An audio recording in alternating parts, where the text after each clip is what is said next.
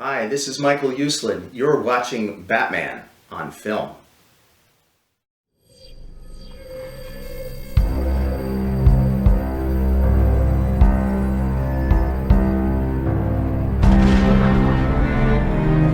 I have given a name to my pain.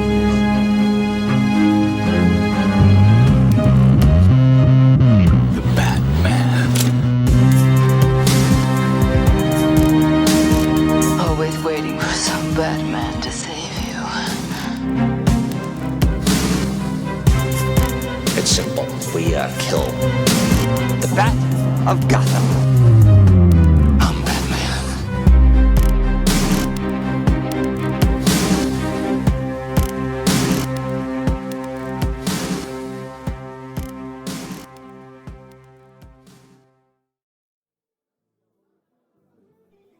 Hey now, and happy holidays from Team Batman on Film. And I have two Batman on Film team members here, and that would be Garret Grev in Minnesota and Pete Verra out in Jersey. How are you doing, boys?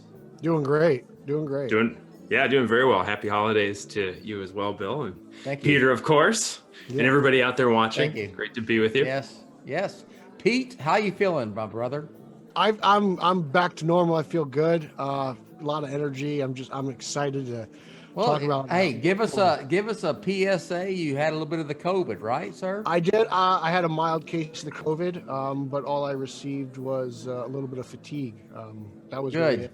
Good. I was a fortunate one, but it wasn't. It still wasn't fun. Like you're just like, man, I'm tired. I didn't do anything, but I'm just tired. Yeah. So. Yeah. Well, good. Glad you're okay. I had lunch with a high school buddy of mine who his daughter lives up here in the Dallas area, and found out his father, who I've known since we were kids, had it and damn near died. And in fact, they said get ready. He's probably not gonna make it, and he made it. So wow, It's scary. I was like, oh man, I guess I am healthy because my immune system very good. working pretty well. I know I'm considered young when it comes to COVID, but it's still scary. I've seen stories of younger people suffering iller fates than mine. How was holidays in general? Did you have a good Christmas? Mine was phenomenal. I mean, I ate so much fish. You might as well call me Aquaman. And I saw the pictures too. So Peter, good. as he was cooking up a storm, was sending over the pics. Yeah. Cooking. So give me the fish thing. What did y'all do? Well, we do the traditional Italian feast of 7 fishes. So we had fried shrimp, we had fried flounder, we did fried smelts, which are these little fish things, which most people I figure use as bait, but we ate them.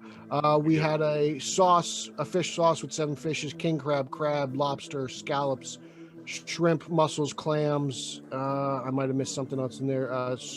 Octopus. We had octopus salad. We had scungili salad, which is a conch, it's a sea snail. We had that. That was delicious. I love tentacles, so I'm taking down octopuses like I'm Peter Parker. So did they come down and take y'all's blood and drain iodine out of all that? Whatever the guy does at the fish market, he does a damn good job, because those things are. There was, that I think is it Tommy Boy, that one scene where like David Spade's like, you always got to deturd these things. Yeah, shrimp are clean, man. Yeah, nice and clean. I got you. Yeah. Peter, the one thing I didn't hear with all those, traditional Christmas fish dishes, there's no lutefisk in there, man. We got to get you to Minnesota. Gosh, yes. If you're going to be a traditional seafood guy on Christmas, we got to get some. I'll try anything, There's nothing like Bullock for nothing. There's nothing like a fish that's at one time poisonous and then it's served up in gelatin of some sort. Sort of sounds right up my alley, actually. White fish that if you eat it at the wrong time could kill you. Just put that on a potato tortilla called lefse and you call it a day, man. That's great.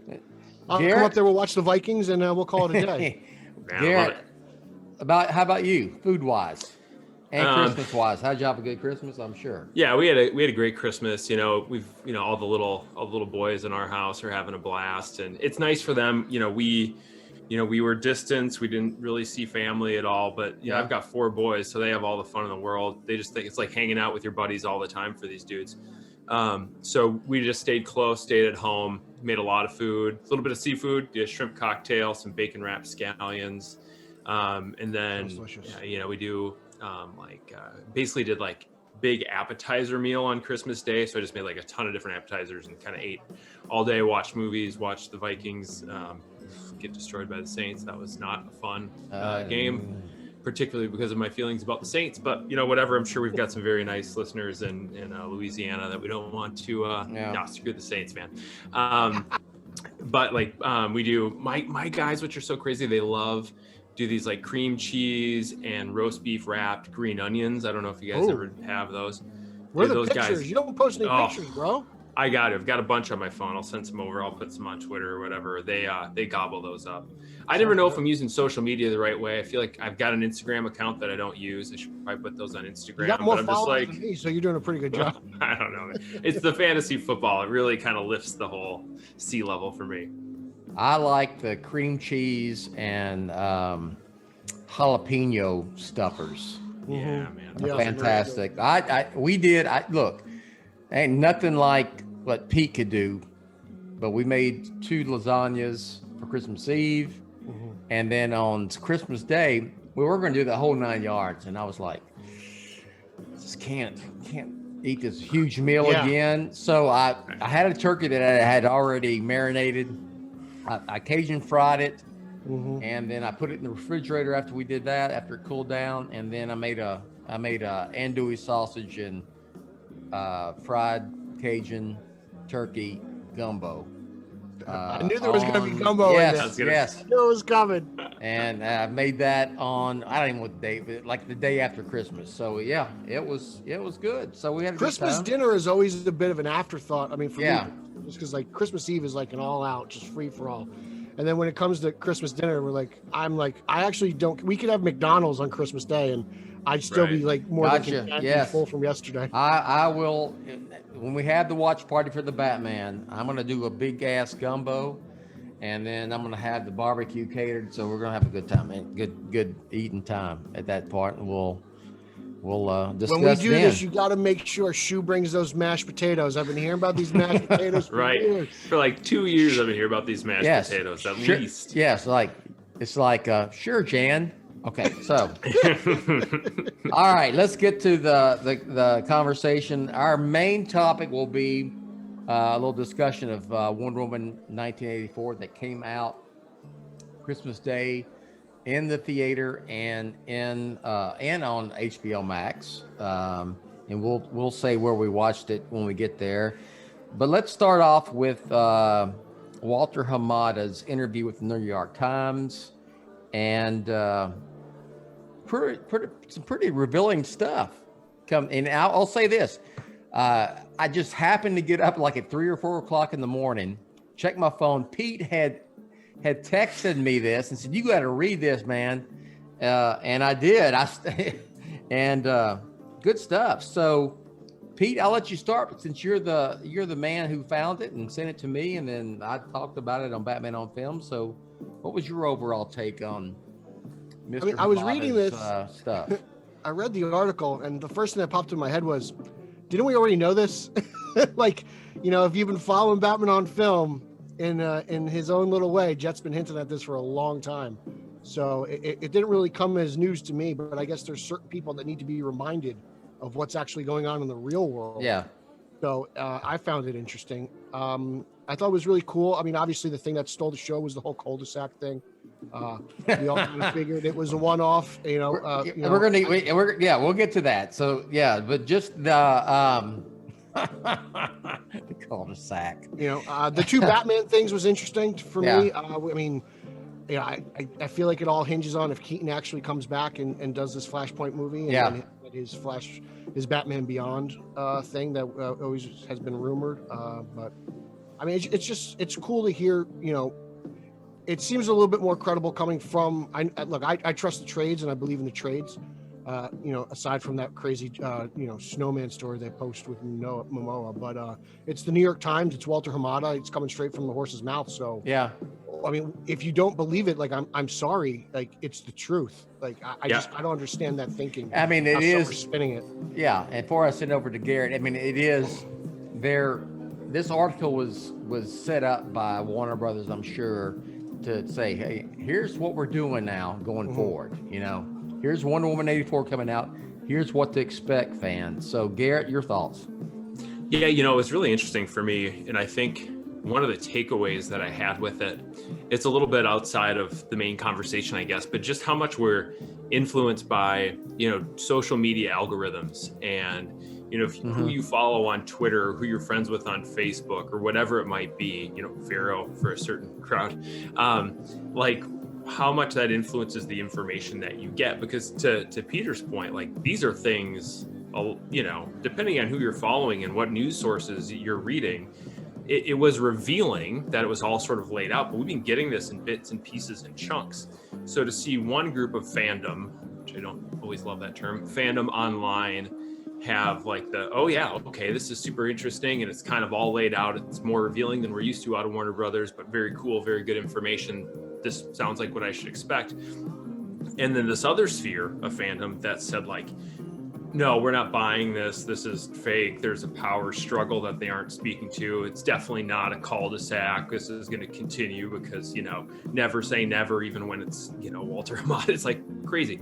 But if you are, you know, following the same people that are saying the same thing every single day and you're buying into that as your reality, and then something that comes and disrupts that and says, no, actually the plans are actually over here, even when it's reputable and authoritative, to see people completely push back against it because it was in contrast to everything they sort of are telling one another every day was super interesting to me. And I intentionally follow people that, you know, I don't have the same taste as, or I take different positions on, because I don't want to get tricked by the Twitter algorithms or whatever, just tell me the things. I don't need confirmation bias all the time in my life. I want to hear different things.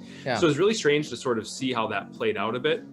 And even to the point where people are like, you know, retweeting the article at their favorite blogger or vlogger saying like, hey, can you confirm this? I'm like, dude, it's the studio head. What is this person going to confirm for you? It's the president of DC Film for Warner Brothers, for Christ's sakes.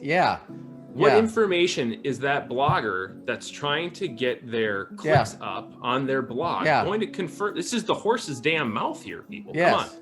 It's mind-boggling. I don't understand it.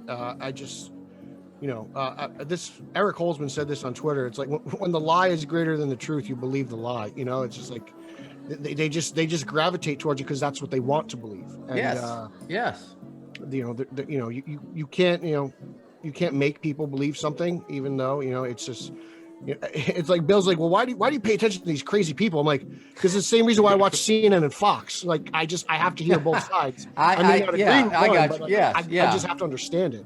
I do it just for sanity. I get it. Well, and I did ask you, like, okay, stop throwing that, you know, but you have a great point. I want to see what they're saying. I just know that me at 55 years old, my life's a whole lot easier online if I don't have to deal with that bullshit. So you get pulled into it, right? If you can keep yourself informed without getting sucked into it, that's where like I have a challenge sometimes, because I'll just be like, oh man, I just can't let this one go. And then we'll reply. And the next thing you know, it's like the rabbit hole. And what did I just do? And here's the thing, and I'm not tooting my horn. I'm informed, goddammit. You know what I'm saying? You've only been doing this 20-some years. I'm informed. So let me ask y'all this, okay? The cul-de-sac thing was interesting because, and then I actually went and researched more from that, is that it makes sense. It is the whole Zack Snyder Justice League thing has always been said, and everyone who's, I mean, even in the trades or in the newspapers or in the media, and even anywhere you went, it was it's a one-off. It's an expensive one-off. I'll say that, but that cul-de-sac comment was intentional. No. 100%. Yeah. That was 100%. Yeah, I think it's setting expectations right now. Lots of luck, right? Because guess what? You already sort of gave into this once, so you reap what you sow on some levels. But I think as much as they're trying to level set expectations and be very direct about what the thing is that they're getting, it will not quell these masses. Oh, right? they'll never be no, satisfied. no. They're not going to. And let's be honest. I mean, and I'll throw it to y'all. Why is it happening in the first place? We all know why it's happening. Because they're gonna split it up between 2 months and take your $14.99 for. And they're trying. It's an advertisement for what? HBO Max. Oh yeah, Yes, man, it's HBO yeah. Max, and I have this conversation. There's some people that I really, really like inside the quote unquote movement, and I was having a conversation with one of them when the 2021 film slate was announced, and I'm like, hey, be honest with me. Does this feel like it's kind of stealing the thunder from your precious Snyder cut? And he's like, no, I don't look at it that way. I'm like, but you realize, like, right, like, because it was the main draw now, and then there's all these other films. It's not just Zack Snyder's Justice League. There's all these other films. And his point was like, yeah, but for me, it was only ever that we wanted to see it made or released. So it doesn't change my level of excitement. I'm like, but for the general audience, there's just more things to get eyeballs on that, right? You might sign up for HBO Max for Wonder Woman 84 or for Dune, but maybe not for Dune. But then as you watch that, maybe more people will get their eyeballs on the Justice League thing. So I'm of the opinion that the general audience doesn't know about this thing until they actually start marketing it. No, they don't. No, they don't. No, They have no, they don't. And there's not a. I mean, come on. There was this huge bump in subscriptions when they had the the Cavill and Mr. Snyder online thing that announced it either. So I think there's been more of a bump with Wonder Woman 84 than there has been with anything else. I mean, Wonder Woman is kind of a cultural phenomenon. Yeah. She's been that way for a long time. And now that she's getting, a second movie on HBO Max when everyone's home on Christmas Day, it's kind of a no-brainer. It makes sense. Like, what else are you going to do after dinner? Yeah. Well, and you think about what's better set up to play well with general audiences and sort of be a 4-quadrant movie like the Justice League thing. I'm gonna watch it. Like, I know, Bill, you're not interested. I'm gonna watch it out of curiosity. Yeah. And because you guys will. I'll let y'all cover it. I mean, I'm not. I don't know if I'm even going to watch it. I really. You'll watch it. I may not. I'm serious. I don't believe it. I have zero interest in it. That may be true, but this movie has literally annoyed the hell out of the entire Twitter sphere for like 4 years. Everyone is curious to see why this guy got fired, because this movie is going to be 20 times more of whatever the hell they didn't like to begin with. True. I may not like it. I may like it. Yeah. I like most of Snyder's movies except for the Owl movie and Sucker Punch. Never saw them, but I like the guy's films. I like BVS. We all know this. I'm a defender of BVS, but I know what to expect. I know what Zack Snyder does. I know how it's critically going to be received. I know what one fan base will think. I know what the other will think. It's going to be like 2016 all over again. Oh, man. Sign me up for that. Yes. But these other movies, and Wonder Woman in particular, are set up. Like, I can let my boys watch Wonder Woman. Mm-hmm. I watched it first, but there's nothing in there that I couldn't let my 8-year-old, probably 6-year-old watch. No. There's not a chance in hell they're seeing Zack Snyder's Justice League with people getting decapitated and cut in half and F-bombs and everything else. Like, it's just not going to happen. So you think about what's going to do more for the subscription service. These movies, these tentpole movies, a PG-13 tentpole movie with a more traditional, we can get into it, representation of the character, or this very specific Snyder vision, which caters to a niche fan base. Exactly. Let me ask y'all this, and before we move on to Wonder Woman. Had an exchange on Twitter with a BOFer who I really like, and she, I won't say the sex because I don't want to give them away totally, but they'll know. I'm giving them a shout out if they watch this social hour. Affleck. We know he's shot a couple of days for the Snyder cut.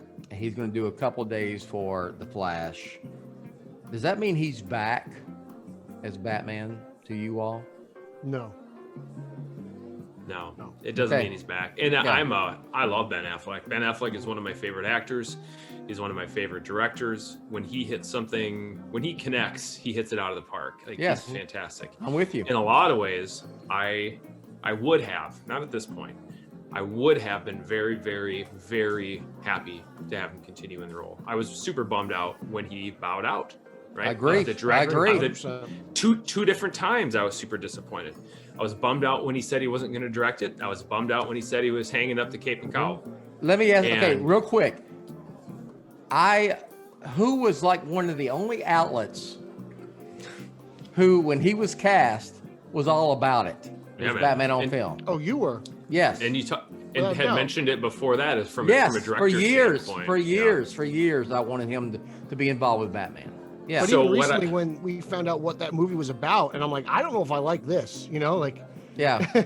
When you find out like Alfred's dying and that's everyone close to Batman who was already dead in BVS, it seems like I always envisioned Affleck kind of got suckered into directing a Batman. I'm with you. As a Batman, I kind of threw it at him. I mean, it was like he took the Batman gig, and I've said this for a long time. This is nothing new. He took the Batman gig. I was like, yeah, hell yeah, I've been wanting. And then I immediately went, he's going to direct. He's going to direct a Batman solo film. Mm-hmm. Can you imagine the pressure that was on that guy to come up with something? And you've got to have a passion for a Batman movie, like Christopher Nolan, like Matt Reeves has now, and like I Tim think Burton with a particular view and what you want to. And I've got something as well. Something I'm going to say with this character. Here's this thing that is about this character that I love, that I'm dying to get across to you. It has to start from there. And he had the passion for the character. Yes, he's a Batman fan. Yeah, but his job in BVS is phenomenal. He did a great job. But to come up with a solo movie because you're Ben Affleck, the great director of Argo, the pressure, the pressure. I just thought it was unfair to the guy from the beginning. It definitely was, and you could tell. I mean, he definitely got burnt out, and he went through his social issues, and I'm sure it was a result of it, and all the. I mean, he remember Live by Night. Every time he went promoting Live by Night, all anyone asked about was the Batman. And I imagine as a creative person, as a director, as someone who is trying to promote a passion project such as Live by Night. Yeah, it's very frustrating when no one wants to talk about that, and they want to talk about something that's probably 3 years down the road. Yeah. So for me, it's not that Affleck's back at all. I mean, he clearly is in new stuff that we haven't seen before. He's going to be in things that we have not seen. It's the send-off, man. It's giving this guy a farewell. It's sort of saying, guess what? Stuff didn't work out the way we wanted it to. But this is a prestige name. This is an A-list creative, right? So absolutely, if it is a way to sort of salvage his take on the character that started strong, even though I didn't like the approach to the character, his performance was very strong, was not there in Justice League, particularly in the reshoots, and it's pretty obvious which the reshoots are. We've talked about that. If it's a way to get something of value from his time in the cowl that sort of levels up and gives him a respectable send-off, and I'm there for it for sure. Yeah. He said he wants the transition. That's come from his mouth directly. And to me, like, I read it and I took it as, Keaton's back. When they said Earth 1, Earth 2, I'm like, okay, like they're really trying to get Michael Keaton back in Well, and I had heard when it happened, and I hinted at it, that to get him to come on, sign on, which it's obviously he has, because everyone is talking about it. So, no matter how coy that Michael was with, who was I had the interview. He was with Kimmel. Was it one of those guys? And it was Kimmel. It's either Kimmel or Corden. I can't remember. Yeah, and the plan is apparently for him to be the quote unquote Earth 1 Batman going forward after the Flash movie, and they're gonna do a riff off of Batman Beyond and whatever. So, and that's awesome. It is. So Kingdom Come in the mix too, right? Yeah, I would love it. My thing is, I don't want to see him in an exoskeleton. That's not my thing. Like for Conroy, even on the CW, I know it's a CW, it was a little bit weird. Like I would much rather him be Old Man Wayne in the chair with the Great Dane and guy at the desk, right? Yeah, that's it. I like either one. I love the whole when he is full on in Kingdom Come, when he's in the Batman armor kind of suit. I like. Look, it's not my favorite Alex Ross thing, but I got you. I got you. Okay, all right. So Ben Affleck is back, but he's really not back. So we agree on that, right. All of us. He's doing 2 cameos. Okay. All right. Let's get to the whole thing here. Wonder Woman 84, and what we're gonna do? Who wants to go first, and just give their first thoughts in like 1 minute, and then we'll discuss. Pete, you know what? I'll just let you go. Come on. To me, it's Superman 2 meets Indiana Jones with Wonder Woman 77 sprinkled on top. I got everything I wanted out of this movie. Yeah. It was a fun superhero flick. Is it as good as the first? No. Did it have to be? Not really. It met my expectations. I thoroughly enjoyed it. Cheetah and Maxwell Lord were fantastic. There's not. I have nitpicks. I don't have gripes. I don't have complaints. Okay, Garret. Yeah, I'm pretty much on the same page. I think, sort of throwback to a little bit more pure version of superhero storytelling and movie making that wasn't afraid to be fun and a little bit goofy with familiar elements sprinkled in and some really good performances that surprised me. And overall, I think the tone worked better than I was anticipating. As we got closer to the launch, you started hearing more and more about like, hey, this is departing in some big ways, and some people liked it, some people didn't. To me, it worked. It took just a little bit to snap into, but then I was along for the ride, and I thought it was a heck of a bunch of fun. I thought it was just okay. I was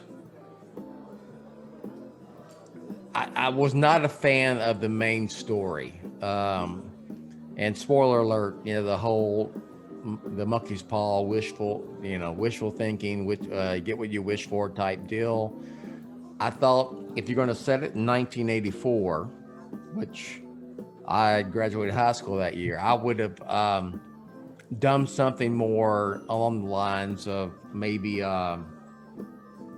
Captain America, the Winter Soldier, make it more of a political thriller.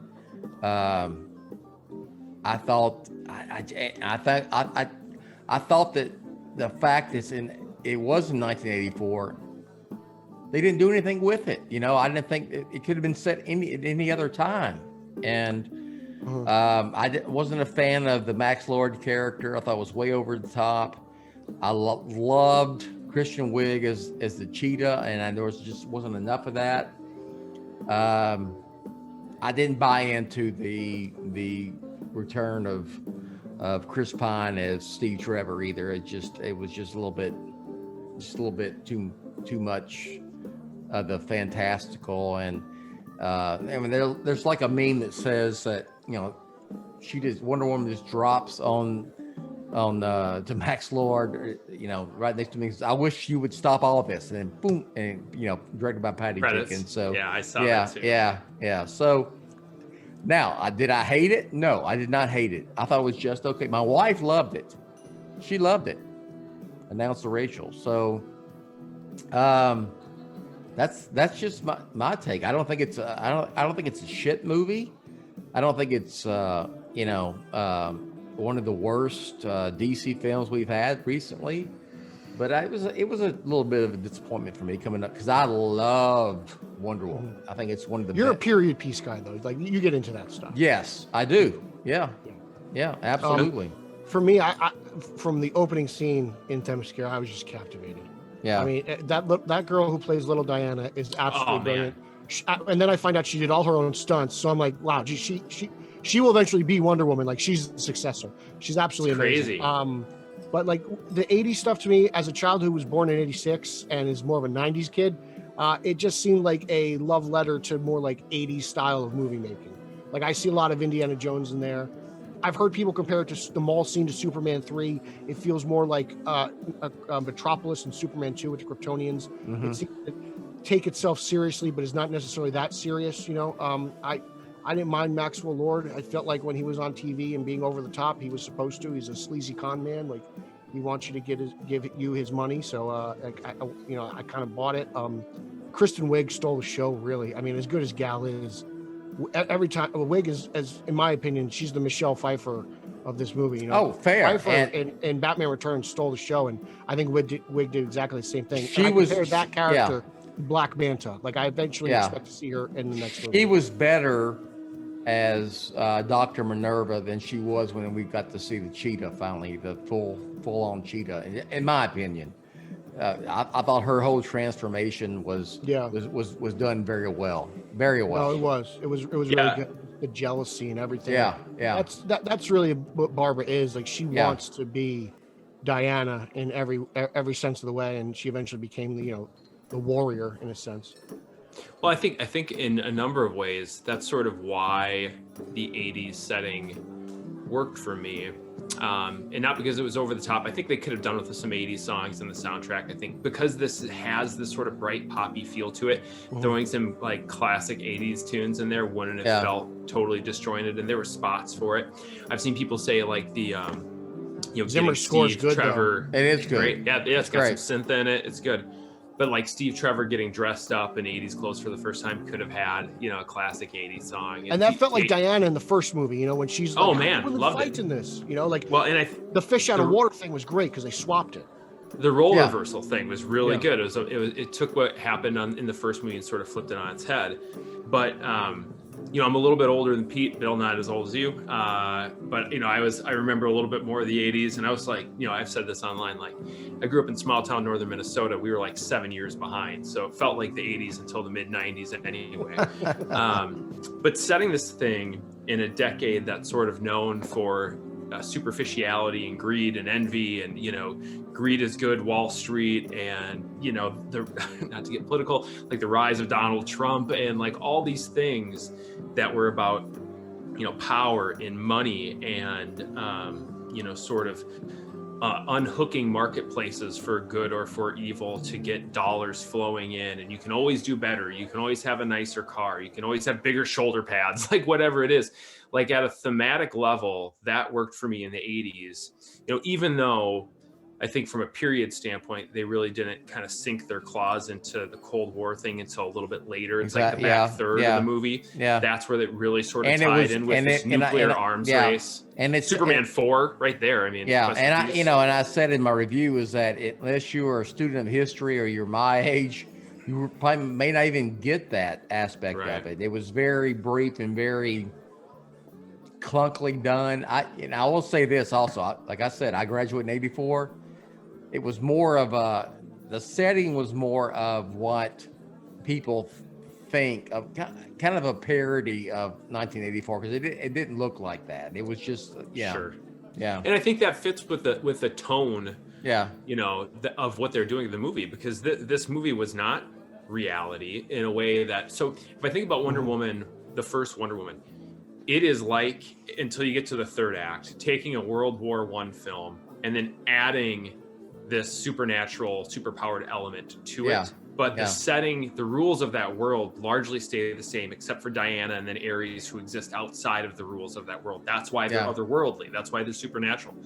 This movie, Jenkins didn't do that. She said, this is not going to be as realistic of a look at or a depiction of a time period as much as it is going to be a stylized, not hyper real like Nolan hyper real, and not nearly as far as Batman Forever, which I've seen put out there, but it's got some goofiness to it. It's sort of a presentation of something rather than a representation of something. That's why I compare it to Superman 2. Yeah. It's just, it's a little, for me, it allowed itself to be goofy without ever being camp. Batman Forever and Batman and Robin, got progressively more into camp. This was a little bit more goofy and fun without getting too far into that camp side of the world for me. I would say, I would push back and just only say that the Max Lord thing was a little campy, a little bit too much. Now, I will say that all the performances were great. Gal was fantastic. Again, it's Wonder Woman. She was. I loved the mall scene. I love that, even though that was not exactly the way the malls looked back in 1984. But I loved the whole thing. I loved her as Wonder Woman. I didn't really buy into the Trevor return. all that much. You know, You didn't like the Freaky Friday aspect of it? I thought it was cool because it proved that, like, at some point he had to go. Like, he couldn't stay here. So, like, I really appreciated that. There wasn't going to be, like, this way they couldn't, like, shoehorn him into the third movie. I don't know if they will, but it seemed like this would be the last time. And it was I enjoyed seeing them back together again because I really dig the chemistry between those two actors. I didn't think they had as much. It wasn't as. It seemed a little bit more contrived in this than it was. The first one, it was fantastic. I thought it was just awesome. And I love the fact that Steve Trevor sacrificed himself for, you know, basically the world in that movie. Now, it just takes when you bring these characters back like that, it's kind of like in the comics, if you know, with Jason Todd coming back and, you know, being Red Hood, you know, comes back from the dead. So, but that's just, you know, it's petty nitpicks, but nitpicks nonetheless. It also kind of felt like very much a love letter to Wonder Woman 77. There's a lot of tone in that, and they went from, like, World War II, and then Steve Trevor was in both eras. So, like, it's still part just of randomly. If anything, I'm like, oh, this is very Wonder Woman. This is part of the character and part of the history of both these characters. So, like, in a way, I'm a sucker for source material. So I'm like, this is a nice little homage to that. Okay. I had the first time I watched it, I did not know this, by the way. I didn't realize, I didn't know going into it that there was this body swap angle to the film. So when the dude shows up for the first time, it's like, Diana, and she's like, I don't even know you, leave me alone. I'm like, what's going to be the angle here? Is there some sort of, like, spell on her? The watch thing. Like, is there some sort of spell that she can't see him, or what is the deal? And I'm like, oh my gosh, they're doing a body swap thing. And it kind of, it didn't hit quite right the first time. And then I was bought in. The second time I watched it, and I took copious amount of notes the second time I watched it. I was like, okay, it's a choice. It's a bold choice. It's not a choice I was expecting. But it worked a lot better for me when I thought about, okay, what is this movie trying to do? Once again, it is a presentation of these things that are 80s-ish in the eye of the filmmaker. And if you look back, like, there's this long list of 80s body swap movies, from, like, Vice Versa, you know, all the way to, like, Big, and a whole bunch in between. And I was like, okay, you're tying in there a little bit. And then the more I thought about, like, what is this movie trying to say, and about the characters and about the themes that it's presenting, it started to work even more. So I think about, like, all right, so Diana, what would Diana want back in her wish, and how is that different from everybody else's wish? And Diana's wish was to have this love of her life back. It wasn't to be physically more attractive or to have more money. It was to have this person, and she got the person. She got the inside thing, while the outside superficial thing was different. But that didn't matter to her. She saw into the soul of Steve that was in this she other body. She says that she only sees him, you know? Right, because her power comes from the truth, and the truth of that person and that character at the moment was inside. That was the man that she loved. So that I didn't. So, like, it took, and maybe you shouldn't have to think about it that much because it took me a second viewing. So maybe the argument's there that Jenkins was trying to do something that didn't quite click. But when I really thought about it, I thought it said a lot about Diana as a character and how her wish was different. And I think we'll probably talk about the revocation of the wish, but how her thoughts and desires and wish stood in contrast to a lot of what we saw of, like, the negative side of humanity. And I thought that was really good. It was unexpected. And to, you know, Peter, to your point, at some point Diana, as she's losing her power and her connection, to me, it wasn't just because she had made a wish, although we can get into that, but it's also like her wish was also like bringing in some falsehood into her life that was negating her power, kind of fueled by truth. So it had to go at some point, right? It was this thing that like Diana would never let this dude's life just end because she wanted to be with Steve, and it took a little bit to get there. And when that decision was made, boom, back to full strength, back to kind of. I did like the whole "I'm already gone" aspect of that. I thought it was well done. So he's a great actor. He's just he's good. Great, man. He's this movie actually made me. I've wanted, and people think it's a corny choice. I wanted Chris Pratt if they ever recast Indiana Jones forever. This movie would change my mind. Give me Chris Pine, man. Give me a little bit of an older, a little bit more less goofy. I'd be down for that. I'm very much looking forward to James. Because they're going to have to. They're going to do it at some point. Might as well be a dude like Chris Pine that could really kill it. If they do it, I want Harrison Ford to play the Connery role. I get shit for liking the Star Trek movie he was in with J.J. Abrams. So I love it. I like Star Trek. Yeah, I do too. I like it more than Star Wars. Yeah. That's a bit much, but yeah, it's good. All right, so I got to write my review about Men on Film. You guys, real quick synopsis and a grade on Wonder Woman 84. Go ahead. A love letter to 80s action movies and 80s superhero films. It's a good time. I mean, if I give it a solid B+. Really. Okay. Like I said, Indiana Jones, Superman 2, Wonder Woman 77. There's not much to love if you don't like this. If you like the genre. Garret? I really, really enjoyed it. I think it intentionally made choices to distance itself from its predecessor and do something different. And the mall scene is a great example of that. I think it punched you in the face with that mall scene with, hey, this is going to be a bit tongue-in-cheek, but not too much. It's going to be a bit stylized.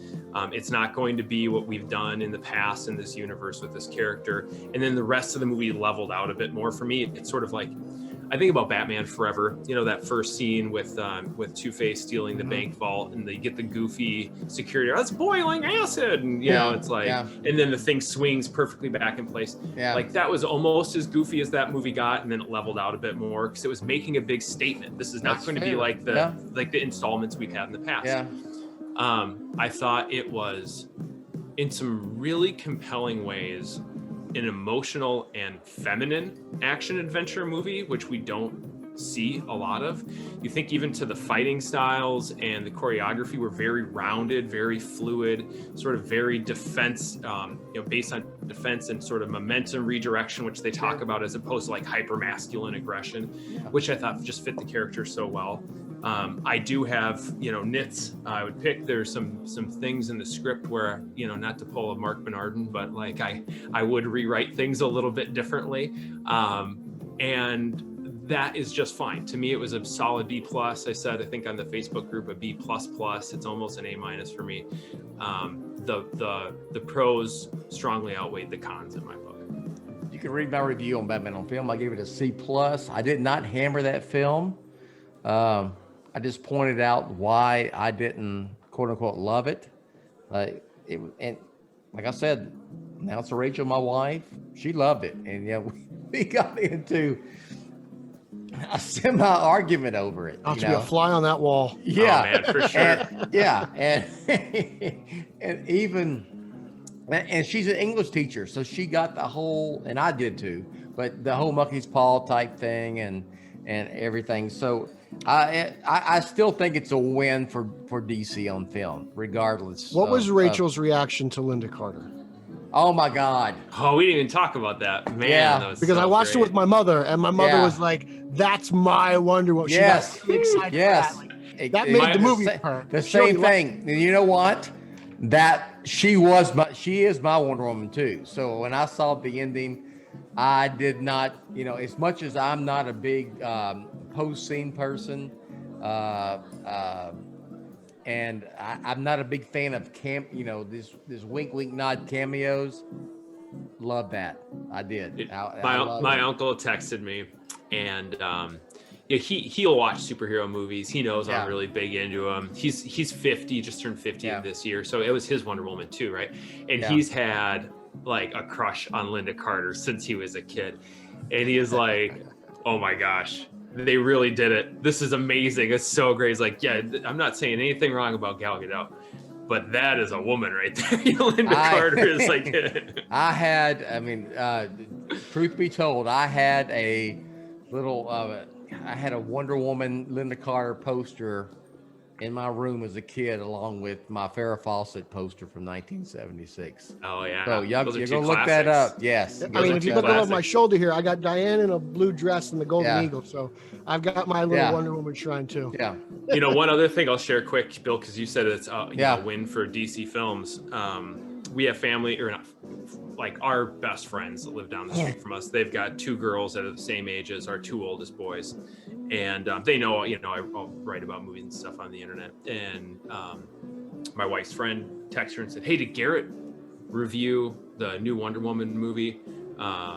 And she's like, "I have no idea. I'll ask him." And she's like, "No, he didn't review it. What's up?" But he's watched it twice already, of course. She's like, "Ask him if the girls could watch it, because like there's a bunch of girl moms that are on a group text, and they were saying, I think we could let the girl, like 6 and 8-year-old girls watch this one. Has anyone seen it yet?" I'm like, yeah, I think so. I don't think there's anything in there that you can't show them. But none of these girls or their moms had watched. The moms had watched the first Wonder Woman. None of them were talking about letting the little girls watch the first Wonder Woman. None of them had let their kids watch Justice League. But this one, there's a buzz about it enough where they're talking about letting these little groups, let their daughters check it out for the first time. And that's an awesome thing. That's an awesome thing. I told old Dick Shoes, I said, you can let your girls watch this one. You'll. They could watch the theatrical cut of Justice League, just not the one that's coming out next. Yeah. All right. I let Michael watch theatrical Justice League. Yep. He's 8, for the people who don't know how old my kids are. And his take was? He loved it, man. It's the theatrical Justice League. He really You know what? Enjoyed sorry. I like it. I don't hate it. I don't hate it. It leaves a bad taste in my mouth, but when I actually watch it, I sit back at the end and I was like, that to quote a great journalist, it wasn't a dumpster fire. Yeah, man. When I go through and do the rankings, it falls in the top half easily. It's easily in the top half for me. All right, real quick, and we'll get out of here. What do y'all want to see in Wonder Woman 3, which has already been greenlighted, which it should be. So I'm excited for that too. I would like Cheetah to be explored more. I'd like to see more of actually Cheetah. I want to see like Minerva go on some sort of journey and do some kind of archaeological thing where she discovers this cheetah entity and she really harnesses it and becomes a true villain. Setting. When do you want it? Now? The modern day? I would enjoy like a modern setting. Okay. All right. Garret? Yeah, I'm the same. I think I don't want to see anything that they're like kind of shoehorning in before BVS or something like that, which I've seen suggested. I'd like to see it modern day. I would not be opposed them going back to a bit more of a representation or more, closely in tone to the first movie, but whatever Jenkins wants to do at this point is just fine with me. I think the kind of a little bit goofier 80s thing worked for this movie, and if they want to go back to something a bit more akin to Wonder Woman, the first movie, that I would be on board with that. I think Kristen Wiig did a very, very nice job, better than I was expecting, because she's very talented, right? It's just thinking about her in a role like this. I wouldn't be opposed to bringing her back at all, but I also wouldn't be opposed to sort of exploring other more traditional DC villains, because at this point Wonder Woman is big enough in sort of pop culture and in the movie going audience eyes that I don't know that we need to reserve some of the bigger guns in the DC villain league just for the boys. I think Wonder Woman could take a crack at Wonder Woman's a character kind of like Aquaman, where it's like, okay, in that first Aquaman movie, we got Ocean Master and we teased Black Manta. Mm-hmm. Those are his big baddies. Mm-hmm. In Wonder Woman now, we've gotten Ares, Maxwell Lord, and Cheetah in 2 movies. Those are her top 3. Yeah, right. They're not Batman, Spider-Man, even the Flash with this gigantic rogues gallery. So I'm kind of concerned with who they're going to pick for these upcoming movies. Like Aquaman trilogy kind of worries me a little bit because I don't know where you go. And with Wonder Woman, I kind of have that nervousness. I understand. I'm with you. And I would say you do it in modern times and make it something. Maybe we don't have to pull the main villain out of the comic books. Right. You know what I'm saying? You can do something that's relative to what's happening now. She is so set up for some sort of political thriller, in my opinion. Just based on the fact she's in Washington D.C., she's Wonder Woman, and I would hope they go back to more of the tone of the original, which it's one of my favorite, and I want to see. And I want to see I want to see her again, even though I'm not hugest fan in the world of '84. Maybe we get a Wonder Woman v Aquaman Sunset of Justice. No. Solo movies only, please. Solo movies only. Yes. I'm kidding. I don't want that. I know. Just kidding. I don't even like Justice League, the comic book. I was trying to imitate, The Office. Oh, Michael Yeah. Scott. No, God, no. Yes. All right, Peter, plug anything you got. Follow me on social media. That's Twitter, Instagram, and Zack Snyder's favorite Vero at Pete Illustrated. Follow my show page that I co-host, my show that I co-host with the champion of Long Island, Eric Holzman. Twitter and Instagram, straight_O_G. Follow our Facebook page, Straight Outta Gotham. Follow our Facebook group, Straight Outta Gotham. Fun stuff to discourse there. And please enter our monthly contest on iTunes and Apple Podcasts. If you write a review and we read it on air, we will send you a free prize pack. So, you got a couple days left, so enter away. Awesome. Garret? I was just seeing what I had behind me. But anyway, hey, I'm Garret. You can follow me on Twitter. I see what you have behind you. Yeah. Right there. Yeah, I got a little selection of bat books behind me. Yeah. You can follow me on Twitter. That's where I'm easiest probably to interact with. I talk Batman, Superman, Star Wars, a lot of fantasy, football, Minnesota Vikings, get some pictures of my kids. I like to treat Twitter like it's Facebook too, whatever. I am at Garret Wato. That's GarretWato. I review Batman, Superman, and Justice League over at the Batman on Film website. You can head there and check out my reviews. And I, every once in a while, get on Pete's podcast or our good friend Ryan Lauer's podcast. I don't have my own podcast. I'm like the only one around here without one. But I've got episodes up. And then I was just looking back. I've got Batman Earth 1 and Batman Ninja Turtle Adventures, two of the more recent episodes I did with Lauer over on the Batman Book Club. Great. So check those out. Awesome. Follow me on Twitter at Batman on Film, and you can always check my stuff at Batman on Film proper. I just did I ranked the best based on Wonder Woman 84, the best direct sequels to a comic book film. So that was a good article, Bill. I liked it. Yeah. Feel free to check that out and tell me what you think they are. So, okay, real quick before we go, and I promise, the best comic book direct sequel, Garret. Comic book movie direct sequel. Spider-Man 2. Okay, that's yes. Pete?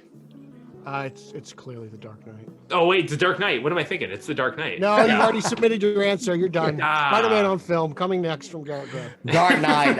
And that's what I said. Dark Knight, but Spider-Man 2. I love that movie. I love Spider-Man 2. Spider-Man 2. I didn't say this in my notes. I think there's a lot of Ramey's Spider-Man in this Wonder Woman movie, from presentation and just sort of how the character swings out of frame to how shots are set up to just.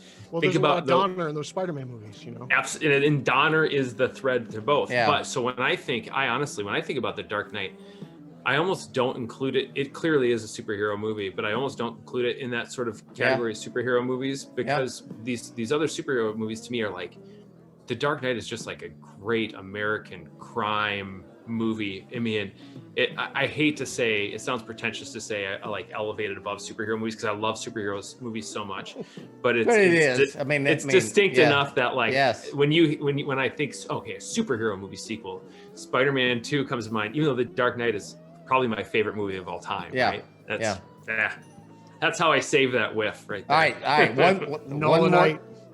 One more thing. Totally. One more thing. What are y'all cooking for New Year's?